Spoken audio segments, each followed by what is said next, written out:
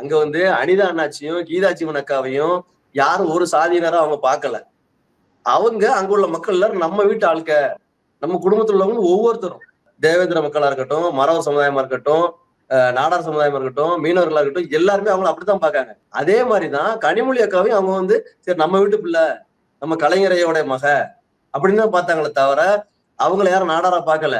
இவர் அப்படி புகுத்துறாரு கேட்டீங்களா. இன்னொன்னு அவங்க எங்கேயாவது தன்னை நாடார்னு சொல்லியிருக்காங்களா? ஒரு இடத்துல நாடார்னு சொன்னது இல்ல.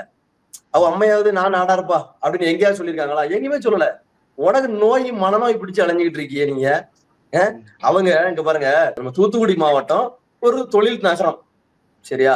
அது தொழில் நகரத்தை முத்து நகரம் அதை வந்து ஒரு பவள நகரமா மாத்துறதுக்கு அந்த அக்கா முயற்சி பண்ணுது. இன்னைக்கு தூத்துக்குடியில ஒரு ஏரோட்ரம் இருந்துச்சு உங்களுக்கு தெரியும். ஒரு 2 ஃபிளைட் 3 ஃபிளைட் வந்துட்டு போகும். இன்னைக்கு அது வந்து பெரிய ஏர்போர்ட் ஆக்கியிருக்காங்க. இது யாருடைய முயற்சி? அக்கா கனிமொழியுடைய முயற்சி தான். அவங்க தன நாடாருன்னு எங்கேயும் சொல்லவே இல்லை. இவர் சொல்லுவார்ல, நான் யாருங்கிறத நான் தான்டா சொல்லணும், நீ யாரா சொல்றதுக்கு, நான் தமிழன்டா, நீ எப்பறம் திராவிடன்னு சொல்லுவ அப்படின்னு சொல்லி இவர் கேட்பாரு. திராவிடர்னு சொல்லுது கூட கால்டுவெல் எழுதினாரு. அதுக்கு முன்னாடி சில சொல்லாடங்கள் இருந்திருக்கு. தெற்க உள்ள மனிதர்களை வந்து வடக்கு உள்ளவங்க வந்து திராவிடர்கள்னு சொல்லியிருக்காங்க. இப்படி நிறைய இருக்கு. அப்படித்தானே? ஆனா கனிமொழி அக்கா எந்த இடத்துலயும் இந்த நாடாருன்னு சொல்லவே இல்லை.